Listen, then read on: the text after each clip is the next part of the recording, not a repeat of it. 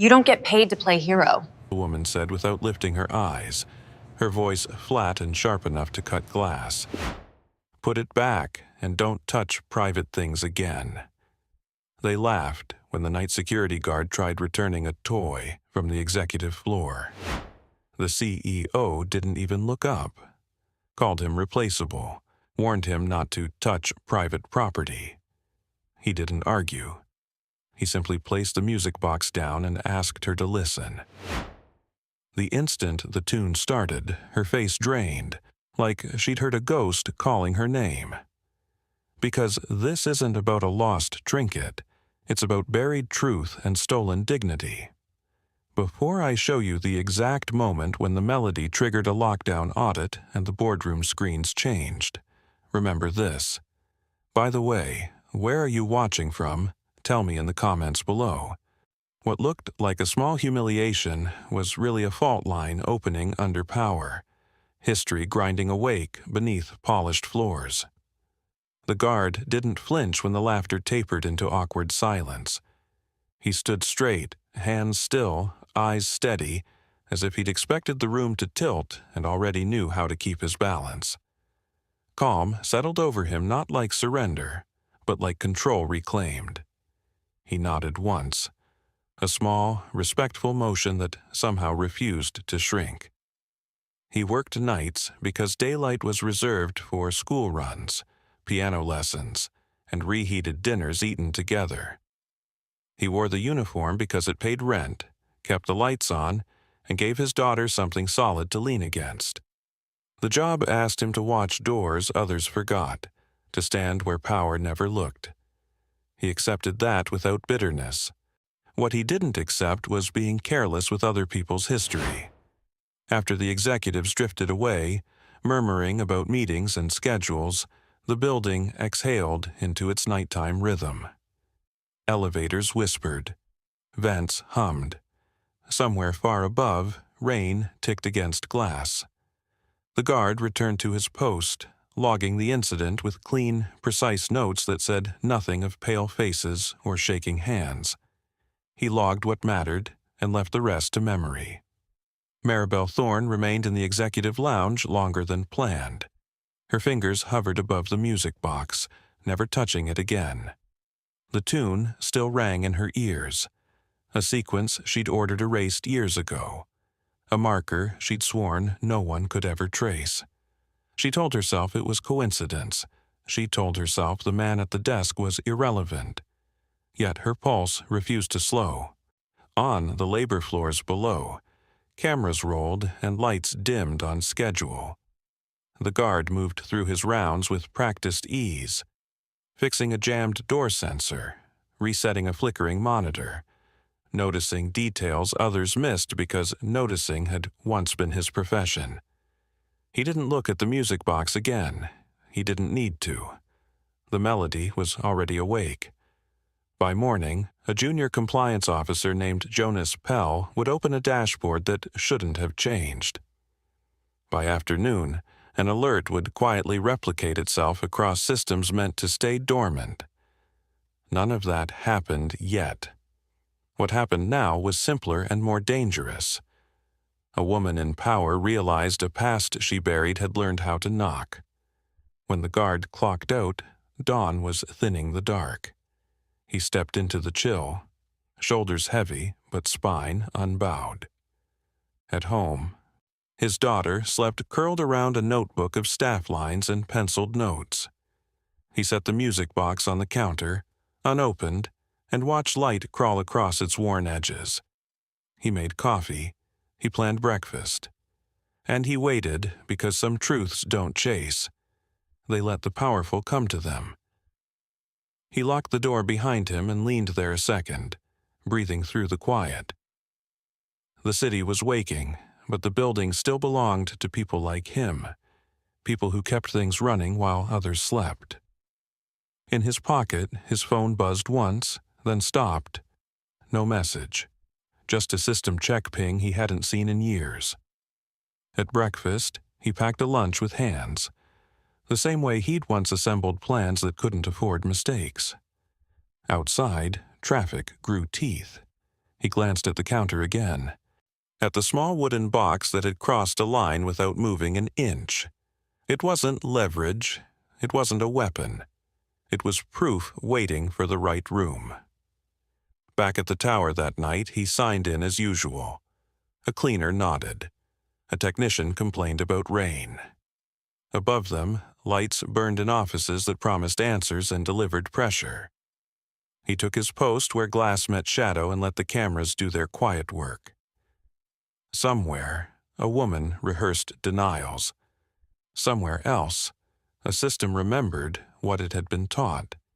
And between them stood a man who understood that dignity, once touched, doesn't go back to sleep. Quietly. The night swallowed the tower again, and he stepped back into the rhythm he knew well. The guard signed in, clipped his badge, and felt the quiet settle around him like armor. Cameras blinked awake. Doors sealed. Somewhere above, the executive floors hummed with unfinished conversations and fear that hadn't learned its name yet. He checked his phone while the system booted. No messages from school, no alerts from the landlord, just a single calendar reminder for a parent-teacher meeting he couldn't miss. That mattered more than whatever tension clung to the building. Still, when the elevator chimed and slid open, his shoulders tightened on instinct alone. Maribel Thorne didn't step out. Instead, 2 members of corporate security did, suits too sharp for night work, eyes already measuring him. They asked procedural questions, nothing overt, but their tone carried assumption. He answered cleanly, without defensiveness, and logged their presence like any other anomaly. When they left, one of them glanced back as if trying to remember his face. The hours stretched. He walked his route, boots soft on polished floors, senses tuned to the building's breath. A sensor blinked amber near the executive archive, then corrected itself. He made a note. Not because it was alarming, but because patterns mattered. They always had. At home earlier, the music box had stayed closed. He'd explained to his daughter that some things weren't toys, even if they played songs. She'd accepted that with the quiet trust that made his chest ache. Tonight, the memory of her nod followed him like a promise he couldn't break. Near midnight, a notification slid across his screen. An internal audit ping routed through a channel long retired. He didn't react outwardly. He checked the timestamp, verified the checksum, and archived a copy where it wouldn't be overwritten. This wasn't curiosity. It was caution earned the hard way. Jonas Pell appeared an hour later, breathless in the hallway, clutching a tablet like a shield. He stopped too close, then corrected himself, eyes darting to the cameras. He whispered that something was wrong with the dashboards, that records were surfacing with identifiers nobody used anymore. The guard listened, asked 2 clarifying questions, and told him to document everything before speaking to anyone else. By the way, he added gently as Jonas hesitated, if you're still here watching how this plays out, subscribe so you don't miss what happens next. It was said lightly, almost as a joke, but the truth beneath it felt heavy. This wasn't over. It was beginning. Jonas nodded, steadied, and disappeared toward compliance. The guard resumed his post, pulse. Above him, Maribel Thorne convened a late call, voice tight as she ordered containment. She spoke of risk and optics, never of names. She didn't need to. Systems responded faster than people when fear pressed the right keys. Another alert chimed, softer this time. He traced its path without touching it, mapping where it had been and where it would go. Someone had underestimated the redundancy built into old frameworks. Someone had forgotten that erasure left shadows. As dawn approached, rain intensified, drumming against the glass like fingers demanding entry. He brewed coffee in the break room, steam fogging the window, and let the warmth ground him. The city would wake soon. His daughter would need breakfast and reassurance. He would give both. When his shift ended, he filed his report and clocked out. No mention of melodies or panic. Just facts, and arranged to withstand scrutiny. Outside, the sky lightened, and his phone vibrated again. This time with a message from Jonas. They're calling an early review, board level. He paused under the awning, rain misting his jacket, and allowed himself a single breath of acknowledgement. The building behind him loomed, unaware it was already changing. He turned toward home, carrying nothing visible, certain of only one thing.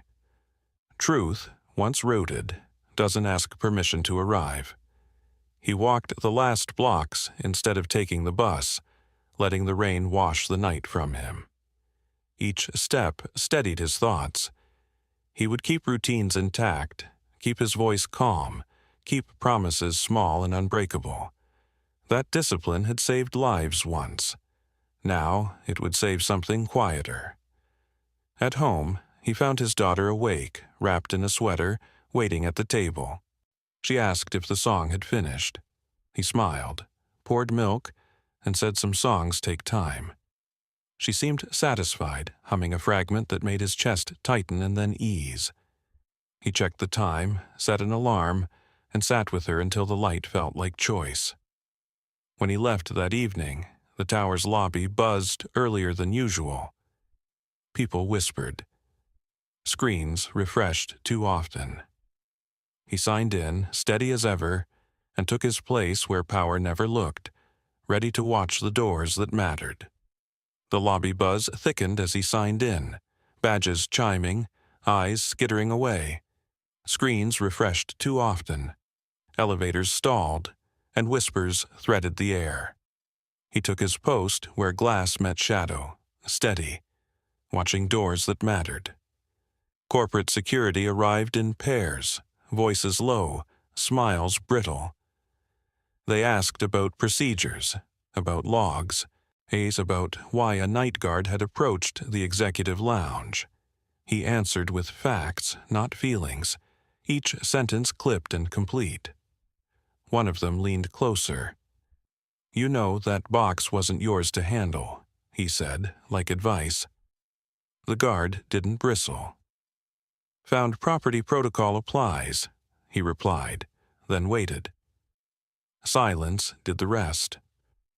From the mezzanine, Maribel Thorne watched the exchange through glass that reflected only her composure.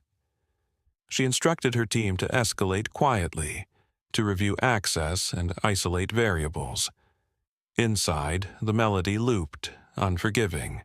He resumed rounds, fixing a flicker in camera 7, resetting a bulky reader with practiced fingers.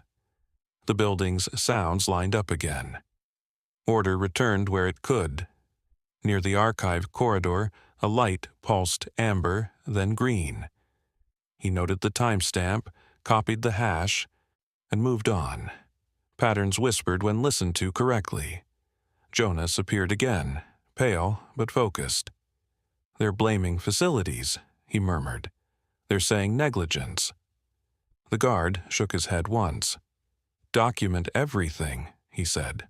"Don't editorialize." Upstairs, Maribel pressed harder, issuing holds and rehearsing statements that sounded reasonable.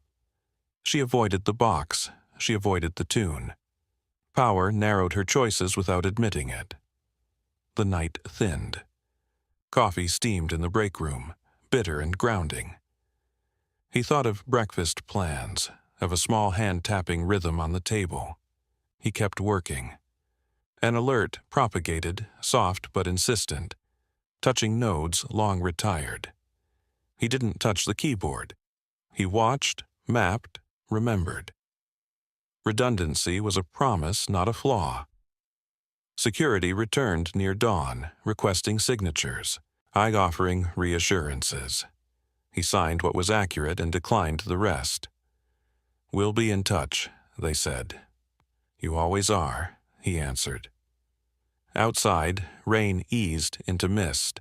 His phone vibrated once with a compliance thread marked urgent. He didn't open it yet.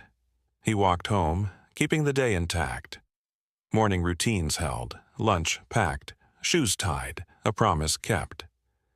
At the door, he paused, listening to the building's echo in his head, then stepped back into the city.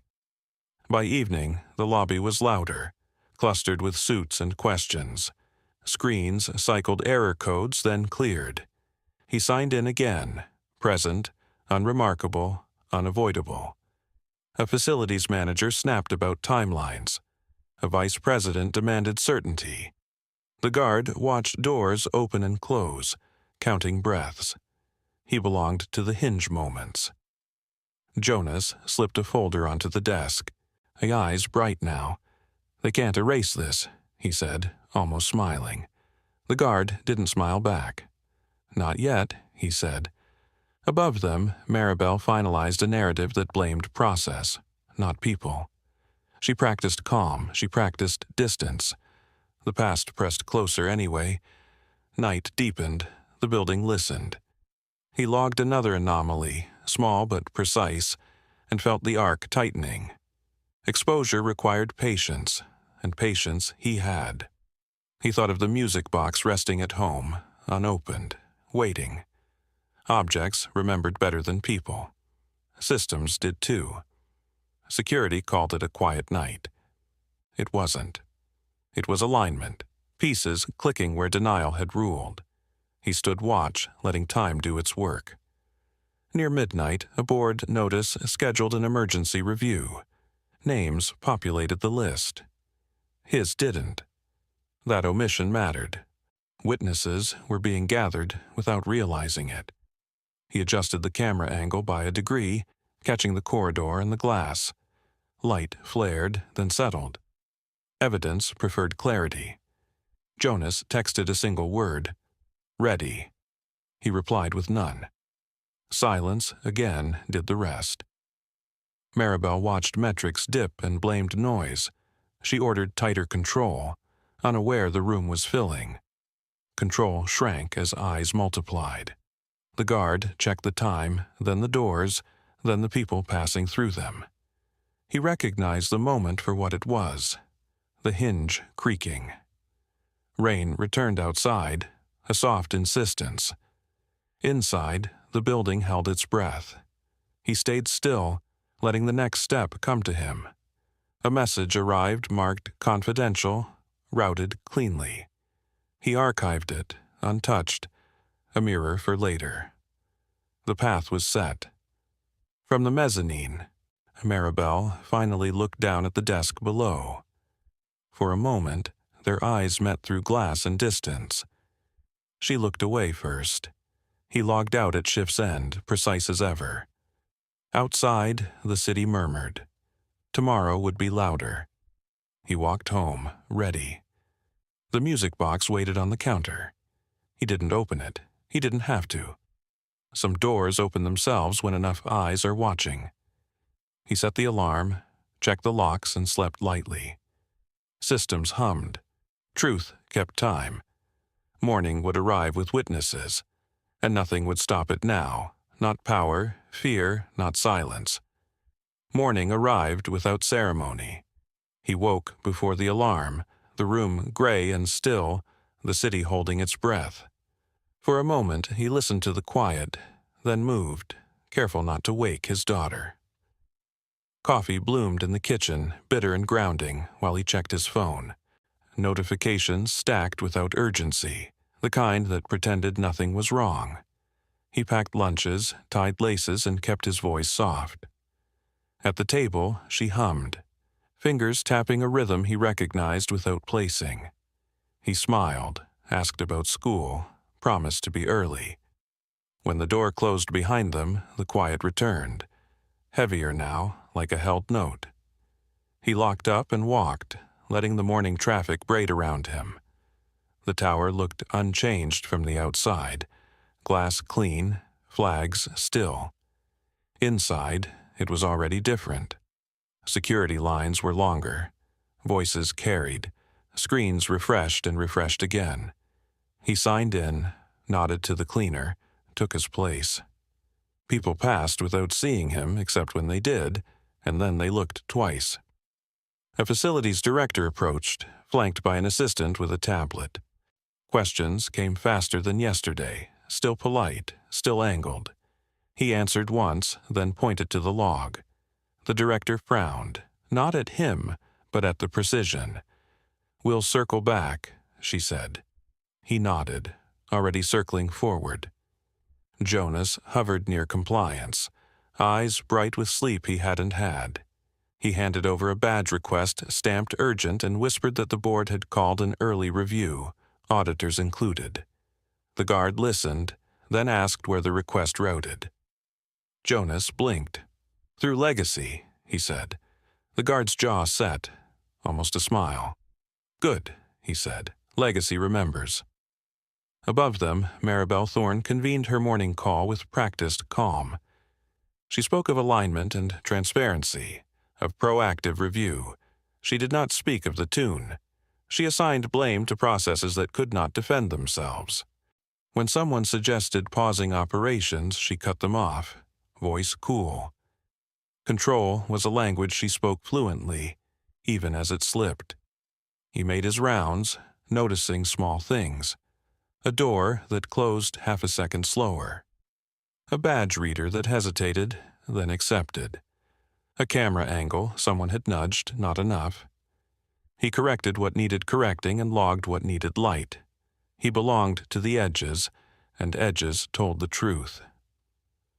Mid-morning brought visitors, suits with accents, auditors with neutral smiles. They clustered near reception, badges catching light. He watched the flow, counted steps, noted who avoided whose eyes. Witnesses were assembling without being told they were witnesses. Jonas returned with a folder thicker than yesterday's, breath steadier. "They tried to pin it on maintenance," he said. "Didn't stick?" The guard scanned the cover, then slid it back. "Keep copies," he said. "2 places." Jonas nodded, absorbing the cadence.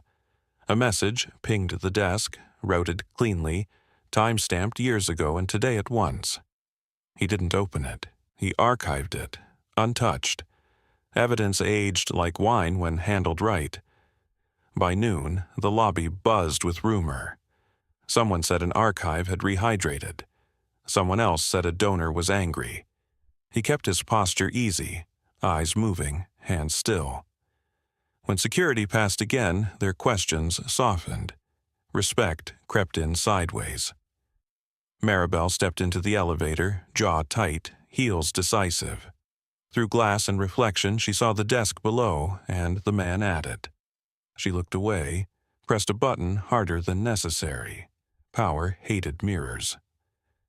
Lunch came and went. He ate quickly, texted a reminder about homework, pocketed the phone. Outside, clouds thickened. Inside, the building warmed with bodies and attention. Screens in a side corridor flickered, then steadied. He logged the flicker. An auditor approached late afternoon, asking for access logs from the previous night. He provided them without comment. The auditor raised an eyebrow at the completeness. "You keep good records," she said. He shrugged. "It's the job."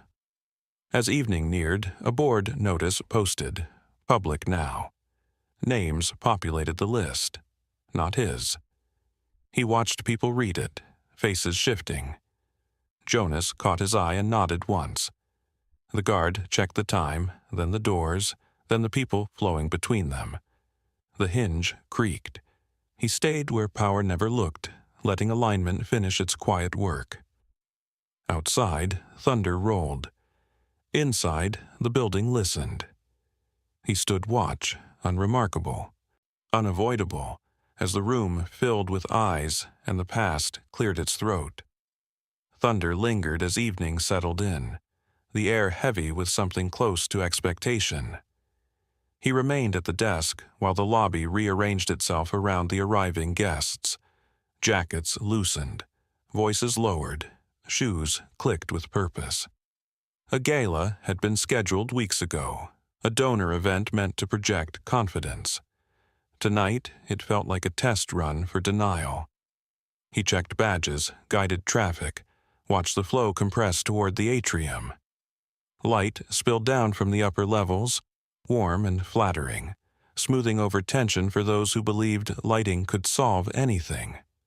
He belonged to the shadow at the edge, where reflections broke and truth slipped through. Maribel Thorne arrived last, smile calibrated, posture flawless.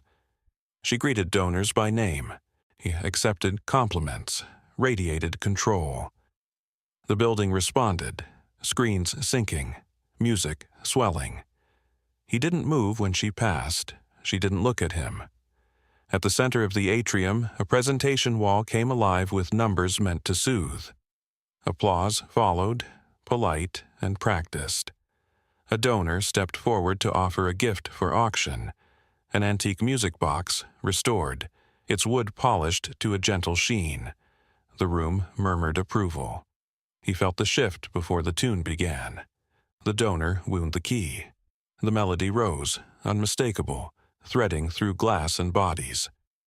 Conversation stalled. Maribel's smile froze, then faltered.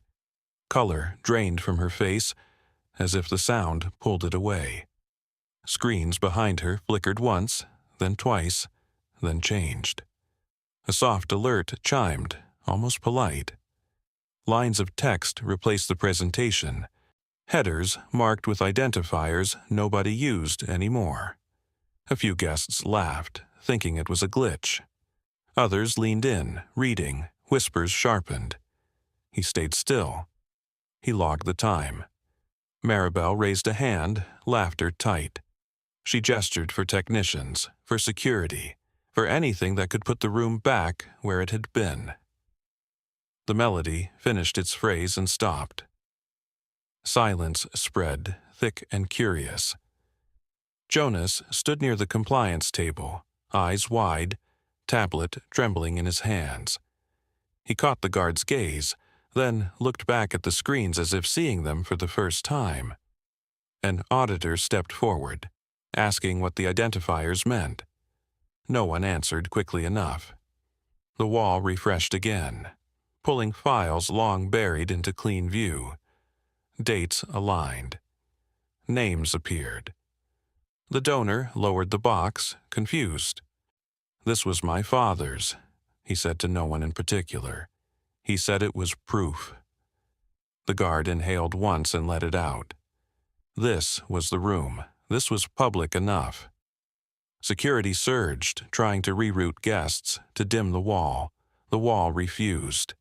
Someone tried to mute the feed. It replicated to secondary displays, then tertiary. Redundancy did what it had been built to do.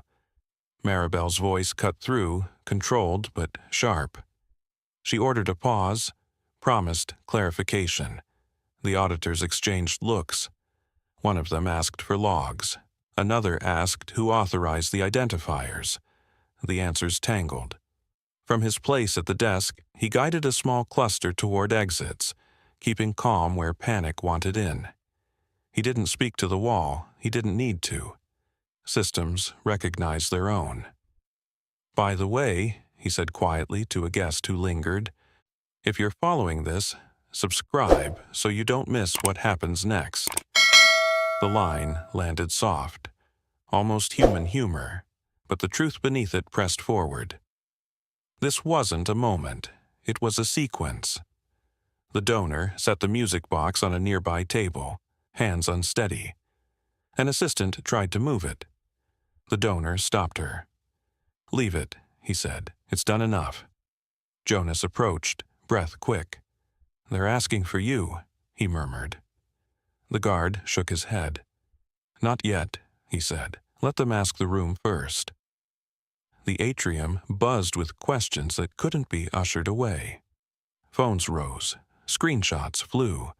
Someone laughed, too loud. Someone else swore.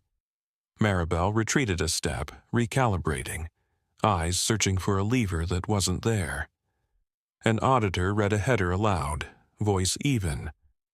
A hush followed. The past had learned to project. The guard checked his log and added a line. Public display replicated. Witnesses present. He initialed it and closed the book. Outside, rain hammered the glass. Inside, the building listened to itself. The gala had become something else entirely, and no amount of polish could turn it back. Maribel met his gaze across the space at last. Her eyes flicked to the desk, to the logs, to the exits. She understood now that containment required cooperation she didn't have. He straightened a stack of pamphlets and waited. This part wasn't his to rush. Exposure moved best when allowed to breathe. The wall refreshed again, patient as stone. The music box sat untouched, a small wooden anchor in a sea of light. When the first guest left, shaking his head, the guard marked the time. The sequence had crossed its threshold, and nothing here would be handled quietly again. The atrium didn't empty so much as reorganize. Guests clustered in knots, voices pitched low, eyes darting between the frozen screens and Maribel Thorne, who stood perfectly still as if movement itself might be an admission. He remained at the desk, posture easy, logging the shift from event to incident without letting his hand betray the weight of it. Auditors took control of the space with polite authority. One asked for access credentials. Another requested a quiet room. Security hovered, uncertain whom to listen to. The wall refreshed again, patient and relentless, surfacing timelines that refused to blur. Jonas slipped back to the desk, face flushed. "They're pulling legacy audit chains," he whispered. "Full visibility." The guard nodded once. "Then don't speculate," he said. "Let the records speak." Maribel attempted to recover the room, voice smooth, offering explanations that sounded reasonable if you didn't read. She blamed a vendor, then a misconfiguration, then an old migration artifact. Each answer satisfied no one for long. The auditors asked for corroboration. Screens provided it. A technician tried to power cycle a display. It came back with more. Someone swore softly. The donor who'd brought the music box stood off to the side, arms crossed, eyes fixed on the identifiers scrolling past. "Those dates," he said to an auditor. "That's when my father stopped returning calls." The guard guided traffic away from the choke point, keeping exits clear. He felt the building's hum deepen, like a held breath finally finding rhythm. When Jonas returned again, tablet clutched tight, the guard saw the moment land. "They traced the identifier," Jonas said. "It's not random, it's a case tag." He swallowed. "Your case tag." The guard's jaw set, almost imperceptible. He glanced at the wall, then back at Jonas. "Not here," he said. "Not yet." He reached under the desk and slid a thin folder across, unlabeled. "Open that in compliance," he added. "Alone." Jonas hesitated, then nodded, eyes sharp with understanding. He moved quickly, purposeful now. Across the atrium, Maribel watched the exchange and stiffened, recognizing momentum she couldn't command. An auditor approached the desk, courteous and direct. "We'll need your logs," she said. He handed them over without flourish. She scanned a page, then another. "You keep meticulous records," she said. "Someone had to," he replied. The wall refreshed again, pulling a summary view that made the room quiet. Names aligned, approvals stacked. A single signature repeated where it shouldn't. Maribel's hand tightened on her glass. She set it down carefully, as if noise might fracture the room. In compliance, Jonas opened the folder. Inside were timestamps, governance maps, and a single note written years ago, precise and spare. He read it twice, breath catching. The note described safeguards designed to survive deletion, anchored to an external artifact for verification. A melody, a physical key, proof that lived outside systems until called home. Jonas closed the folder and leaned back, stunned. He understood now why containment failed. He understood why the identifiers kept returning. He understood who had built the trap and why. Back in the atrium, Maribel was ushered toward a side room, two auditors flanking her with professional sympathy that didn't slow their pace. Cameras rose, phones buzzed. The donor refused to leave the music box behind, cradling it like an heirloom and a verdict. The guard logged another line, steady. He felt the urge to move, to explain, to end it. He didn't. Public exposure required patience and witnesses, not speeches. Jonas reappeared, eyes bright and frightened. He nodded once, sharp. The guard returned it. That was enough. Security attempted to cordon off the wall. The wall replicated again, now mirrored to a hallway display where more eyes gathered. The building had learned to speak to itself. Maribel's voice rose from behind closed glass, controlled but tight. She demanded privacy. The auditors nodded and kept writing. The guard checked the time. He thought of dinner plans, of a child's humming, of promises that mattered. He straightened a stack of forms and waited. When the auditors returned, one asked a question that shifted the room. "Who designed the redundancy?" she said, not accusing, simply curious. Silence spread. Maribel stared at the table. Jonas looked at the desk. The guard didn't answer. He logged the question and the time it was asked. The building hummed, satisfied. The sequence had reached its center. The rest would be visible, whether anyone wanted it or not. He stood where power never looked, hands still, letting the room decide what to see next. The question lingered longer than any accusation could have. Who designed the redundancy? It hung in the atrium like a held note, vibrating against glass and polished stone. No one answered it out loud. Not yet. The auditors exchanged looks, pens pausing mid-stroke, eyes tracking the silence itself. Maribel Thorne emerged from the side room composed but diminished, as if the air had learned her outline and decided to press back. She adjusted her jacket, thanked the auditors for their diligence, and announced a temporary suspension of the event due to technical irregularities. The words landed flat. Too many people were already reading. He guided a small group toward the exit, calm and courteous, his body language easing panic without inviting conversation. Phones were out now, angled carefully, capturing screens, faces, fragments of authority cracking. He logged the crowd density, the exits cleared, the time. Witnesses mattered more than applause. Security leadership regrouped near the desk, voices low, glances sharp. One of them asked for his badge again, as if the plastic rectangle might explain things. He handed it over, waited, took it back. Procedure held where bluster failed. Jonas hovered at the edge of compliance, eyes bright with adrenaline and fear. He mouthed a single word. Confirmed. The guard nodded, barely. Confirmation changed nothing and everything at once.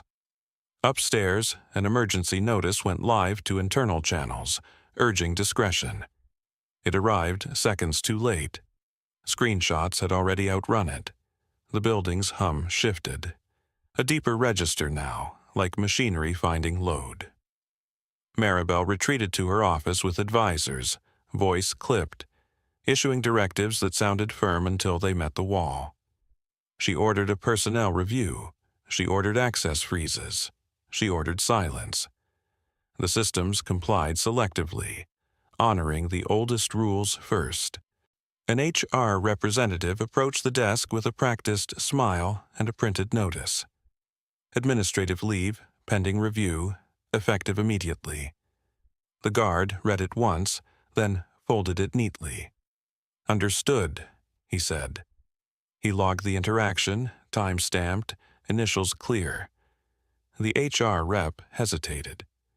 "You'll be escorted," she added, softer. He shook his head. "I know the way," he said, not unkind. Security glanced at each other, then stepped aside. Power didn't argue when the room was watching. He packed his locker slowly, methodical as ever. Boots, jacket.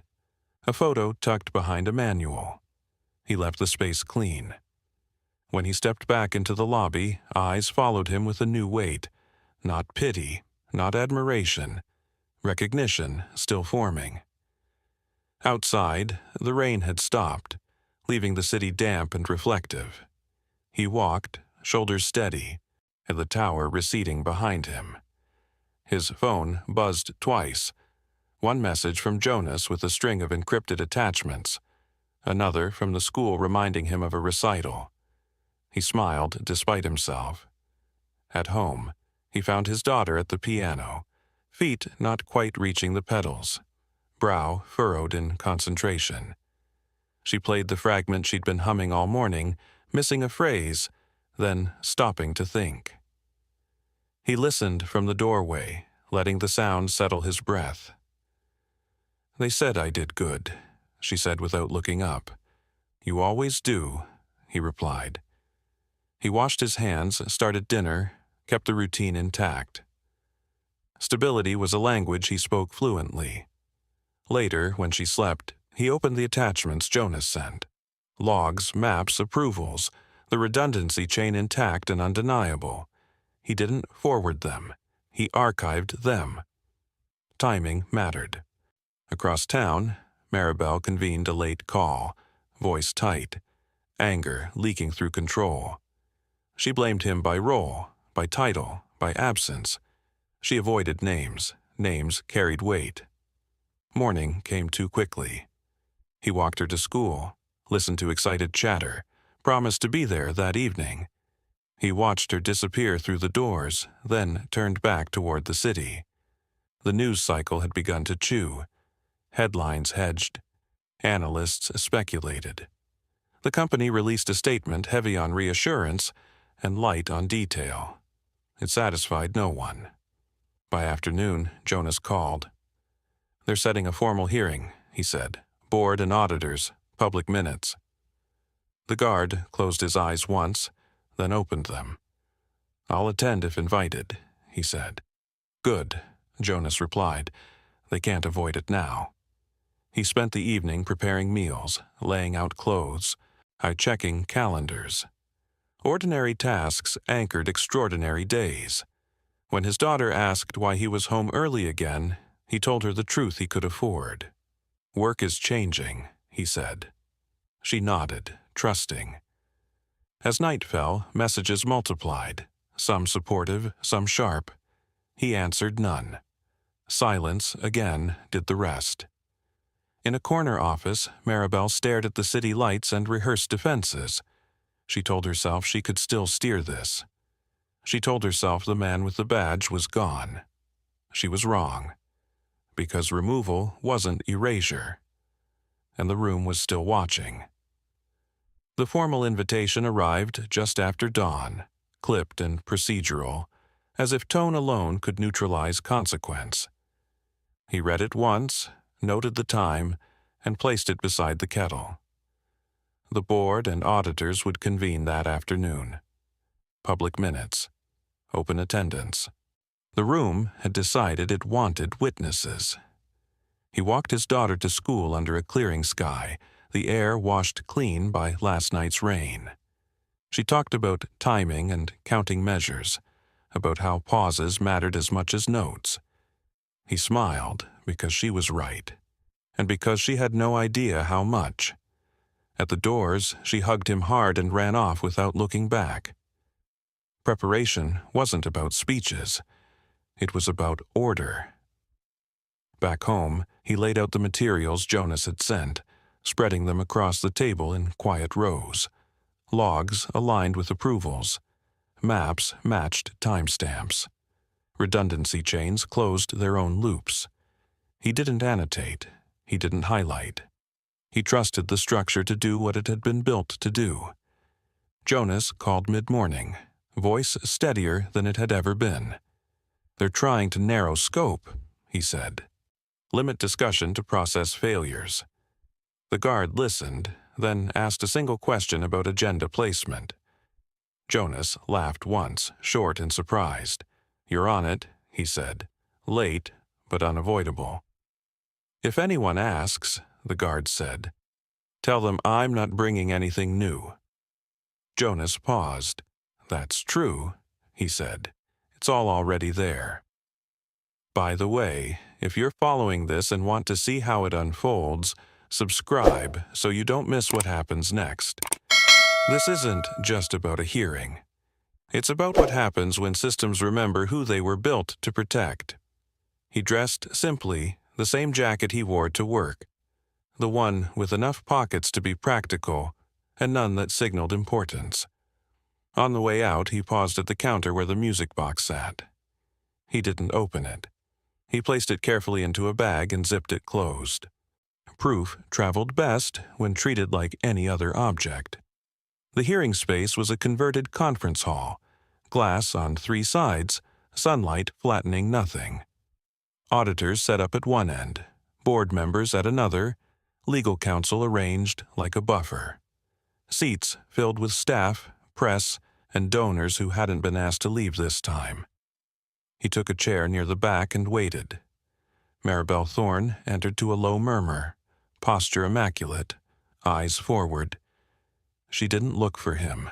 She didn't need to. The room had already mapped him. The chair called the meeting to order, outlined scope, emphasized professionalism. The first questions addressed process, migrations, vendors. Answers flowed smoothly until they didn't. Screens displayed timelines that resisted simplification. Names repeated. A signature appeared too often. When asked about redundancy, an executive deflected. An auditor followed up, precise. The room leaned in. Jonas sat rigid, hands folded, eyes on the table.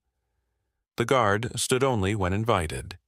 He moved to the table without hurry, set the bag down, and waited for permission. When it came, he opened it and placed the music box in the center. Not dramatically, just where everyone could see it. "This artifact," an auditor said carefully, "is referenced in the records." He nodded.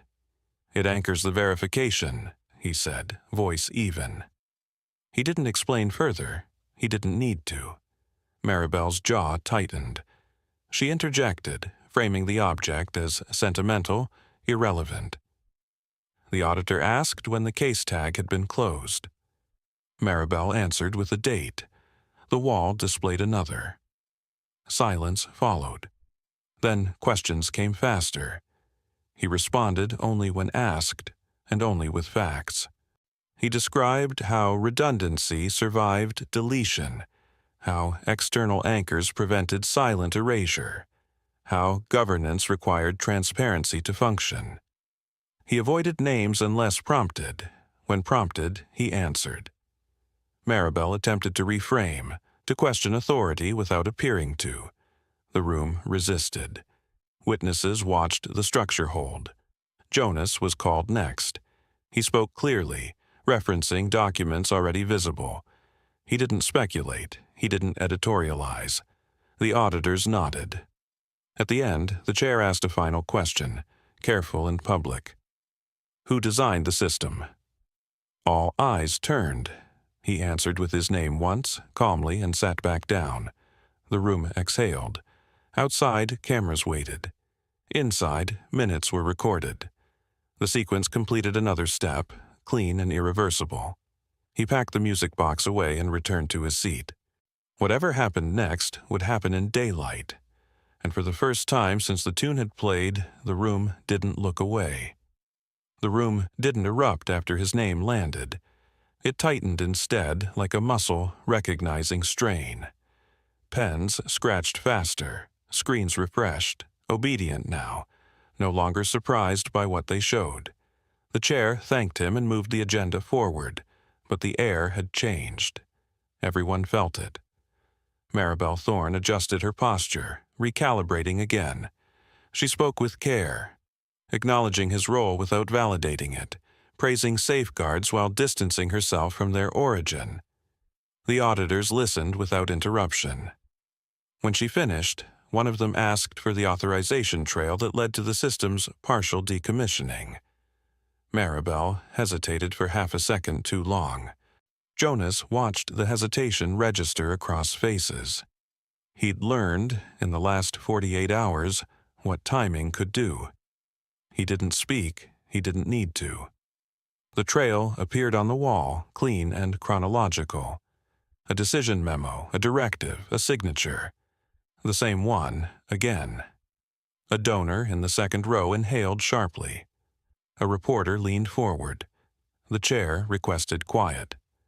Maribel objected, framing context, invoking urgency, citing competitive pressures from years ago. She spoke of survival and leadership, of necessary cuts. The auditors acknowledged context and returned to sequence. Context didn't change timestamps. The guard stayed seated, hands folded, listening. He felt the urge to clarify, to correct a small mischaracterization, and let it pass. Precision worked best when it wasn't crowded. When the auditors broke for a brief recess, the room buzzed, contained but loud enough to carry. He stepped into the corridor, keeping to the edge. Jonas followed, eyes alight with something like relief. "They're done narrowing," he said. "It's open now." The guard nodded. "Good," he said. "Then let it be open." A reporter approached with a question and a microphone. He declined politely and logged the interaction on his phone, habit guiding hand. Witnesses mattered. So did boundaries. Inside, Maribel conferred with counsel, voice low, jaw tight. She avoided looking toward the corridor. She knew the next phase would be about responsibility, not architecture. Architecture had held. The recess ended. The chair reconvened and announced the scope expansion, formally for the record. Public minutes would reflect it. Cameras whirred.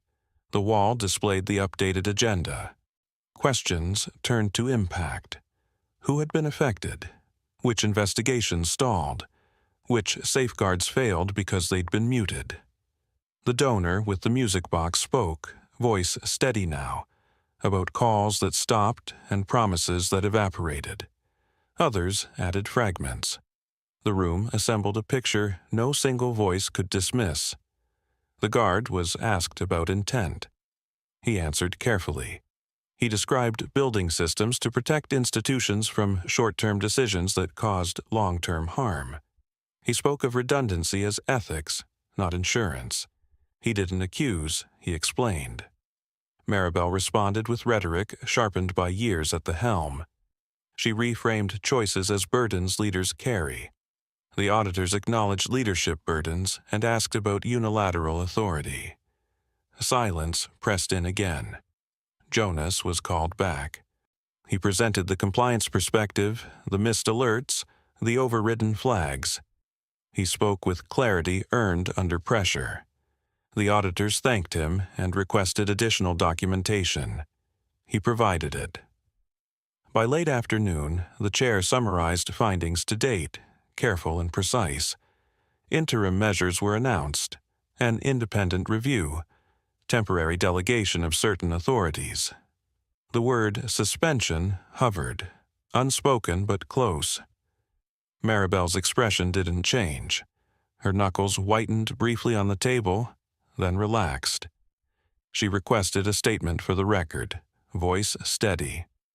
It was granted.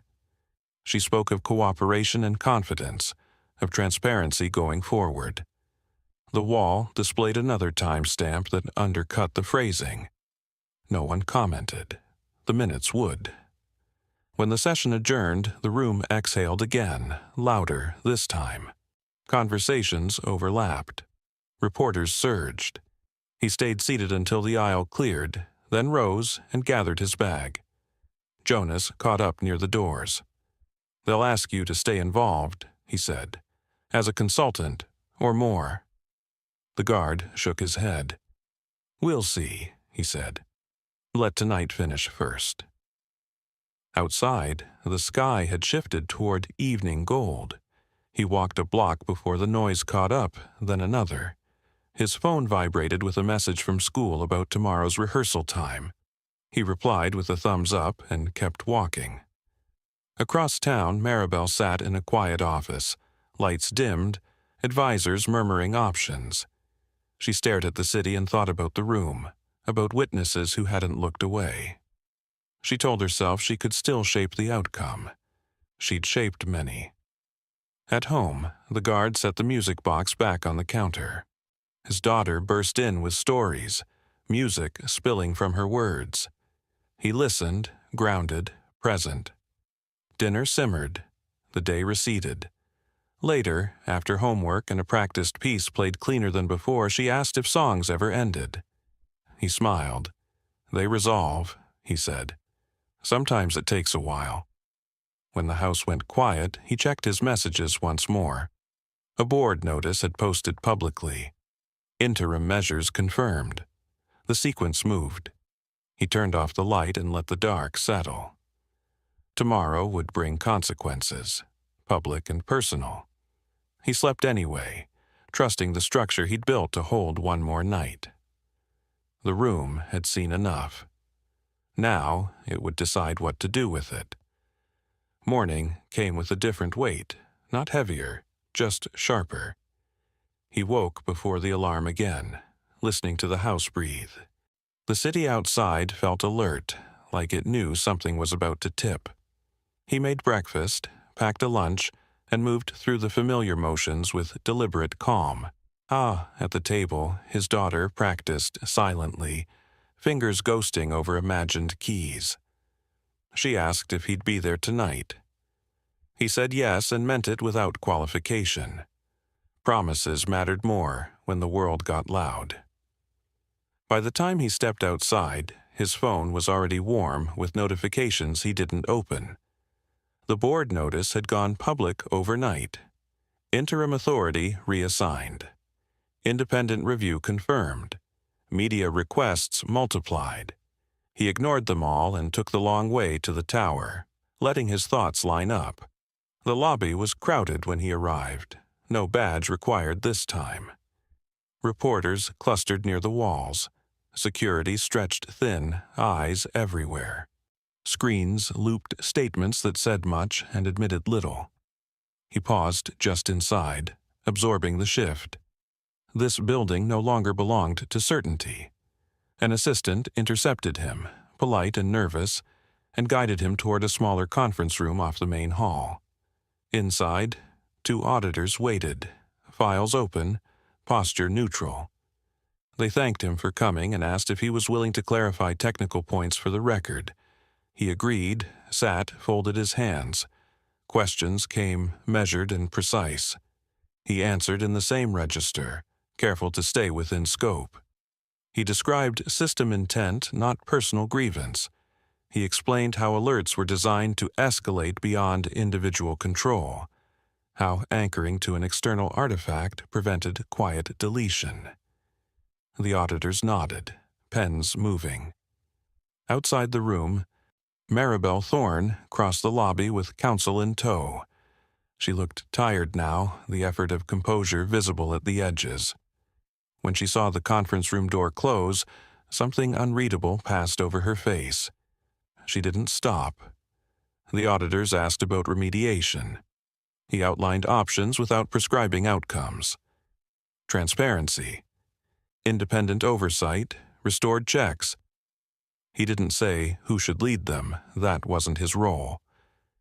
When the session ended, they thanked him again and said they might follow up. He stood, shook hands, and stepped back into the corridor. Cameras swung toward him like sunflowers. He kept his gaze forward and moved through the space without comment. Near the elevators, Jonas waited, shoulders squared, eyes bright. "They're asking everyone the same thing," he said quietly. "Consistency is holding." The guard nodded. "It will," he said, "if you let it." Jonas hesitated, then spoke faster. "They're considering reinstatement publicly with an apology." The guard stopped walking. He turned, expression unreadable. "That's their decision," he said, "not mine." Jonas searched his face, then nodded, understanding settling in. The day stretched into afternoon. A press conference was announced, then delayed, then announced again. Rumors flew faster than facts. He found a quiet bench near the plaza and ate his lunch, watching people hurry past with their eyes glued to screens. Across the street, Maribel sat with advisors in a temporary office, voice low, clipped. She rehearsed language that might salvage authority without admitting intent. Every version sounded thinner than the last. Power didn't like mirrors, and the city was full of glass. When the press conference finally happened, he watched from the edge of the crowd. Statements were read, cooperation emphasized, interim leadership confirmed, questions pressed harder than answers could hold. Maribel spoke once, briefly, and stepped away. The crowd dispersed in waves. He checked the time and headed home, ignoring another call from an unfamiliar number. Tonight mattered. At the apartment, he changed his jacket and helped with homework, listening to a careful recounting of rehearsal notes and missed beats. He nodded, offered encouragement, set plates on the table. Ordinary things steadied extraordinary days. Later, as they walked toward the school auditorium, he felt the day's tension drain with each step. Inside, parents filled seats, programs rustling. He found a place near the aisle and waited. When the music began, it was tentative at first, then stronger. His daughter played with focus, pausing where she should, letting silence work. He felt something loosen in his chest he hadn't realized was tight. Applause rose, honest and warm. He clapped until his hands stung, smiling when she found him in the crowd and grinned back. This was the measure that counted. Outside, night settled gentle and cool. His phone vibrated with a single message from Jonas. "Board meets tomorrow. Final decisions." He pocketed the phone and walked home, listening to excited chatter beside him. The city hummed, unaware of its own turning.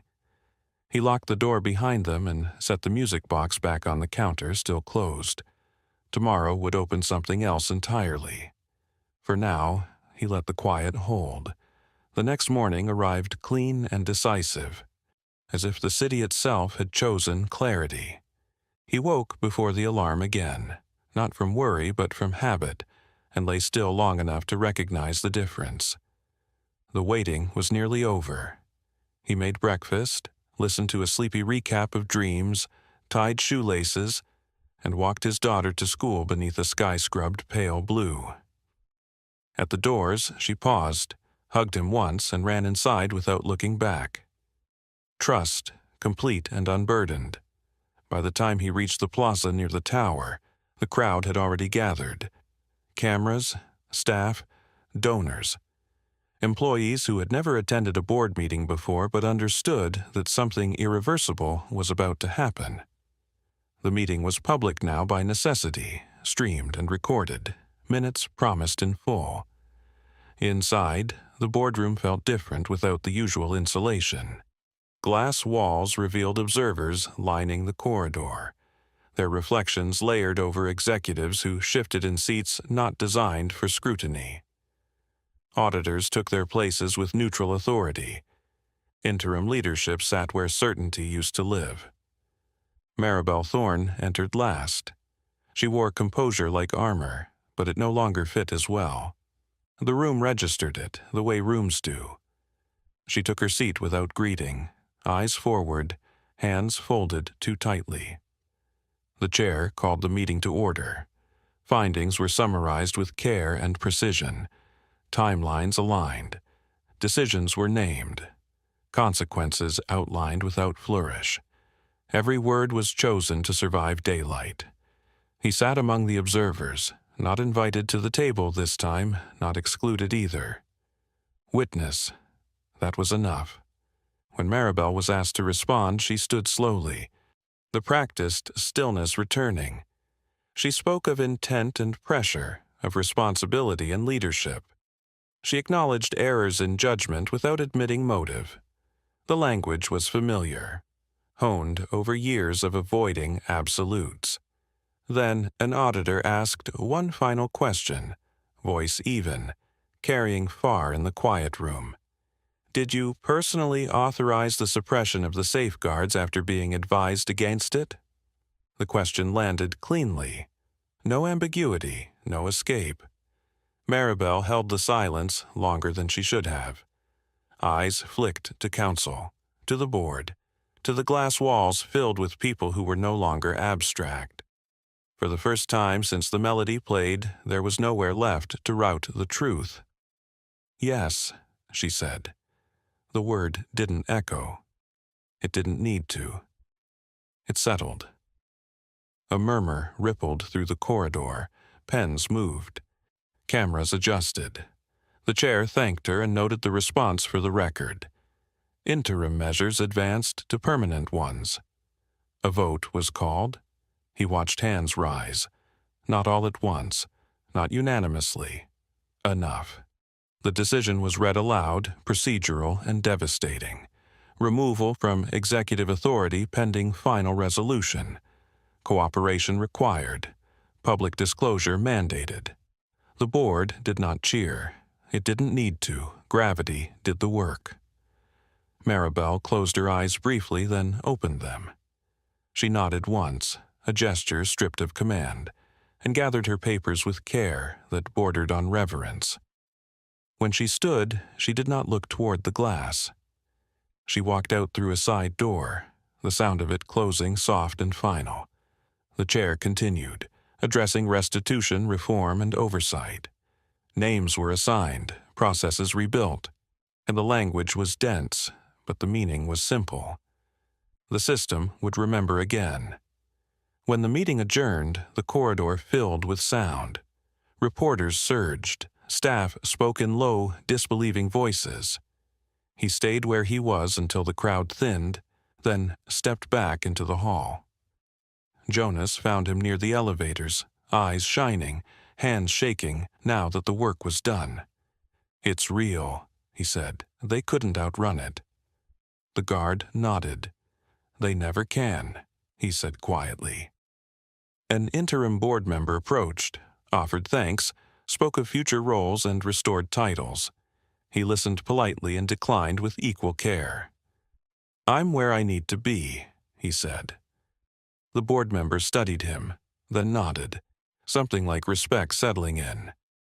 Outside, microphones waited. He passed them without stopping. He didn't know the moment to quote, and the record was complete. He walked home through streets buzzing with aftermath. Headlines updated in real time. Notifications stacked and fell away unanswered. When he reached the apartment, the quiet met him like a held breath finally released. His daughter burst in later with news of a surprise rehearsal change, energy bright and unburdened. He listened, cooked, laughed at the right moments. The world had not tilted for her, and that mattered more than anything. After dinner, she practiced again, the piece clean now, pauses confident.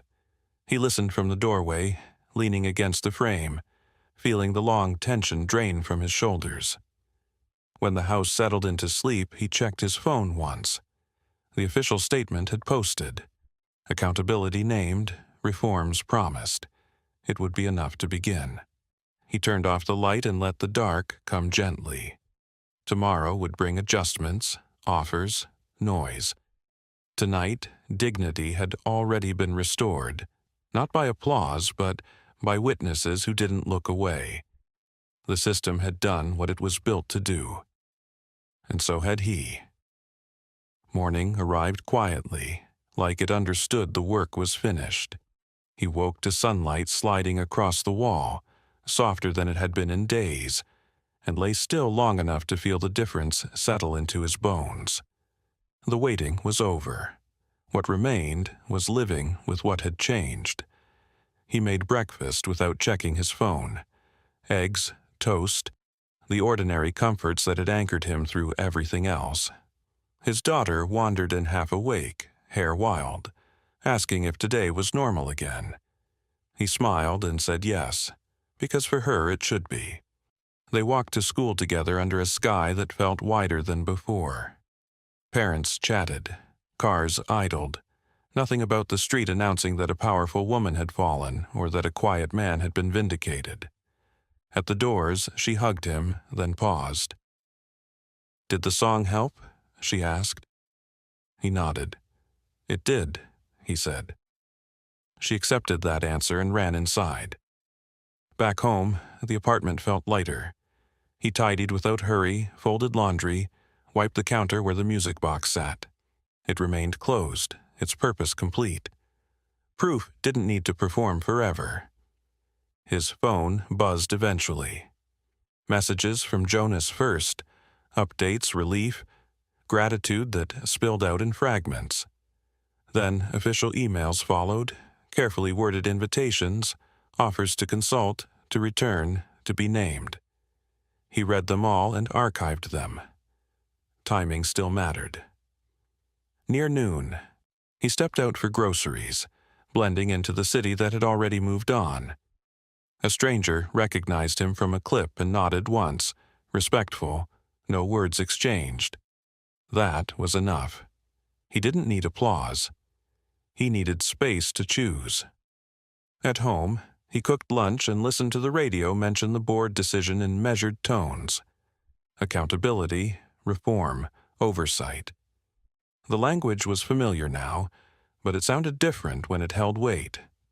He turned it off before commentary could thin it out. In the afternoon, Jonas stopped by, shoulders looser than he'd ever seen them. They sat at the small table, coffee steaming between them. Jonas spoke about what came next. Policy rebuilds, cultural shifts, the long work of repair. The guard listened, then said what he'd been holding. "Don't turn this into another performance," he said gently. "Build it so no one needs a melody to wake it up again." Jonas nodded, sober and grateful, and promised he would try. When Jonas left, the apartment fell quiet again. He checked the time and started dinner prep, setting aside a portion for later. Tonight was recital night again, this time informal, parents invited to sit close. He changed his jacket, brushed off the shoulders, and waited. They walked to the auditorium as dusk cooled the air. Inside, chairs scraped, laughter bubbled, programs fluttered. He found a seat near the front and watched his daughter take her place, shoulders squared, fingers ready. She played with confidence now, pauses clean, melody resolved. The fragment that once trailed off found its ending. He felt it in his chest, a soft ache loosening at last. Applause rose, warm and genuine. He clapped until his palms tingled, smiling when she searched the room and found him. Afterward, she ran to him, breathless, asking if she'd done it right. He told her she'd done it honestly. She accepted that as the highest praise and looped her arm through his as they walked home.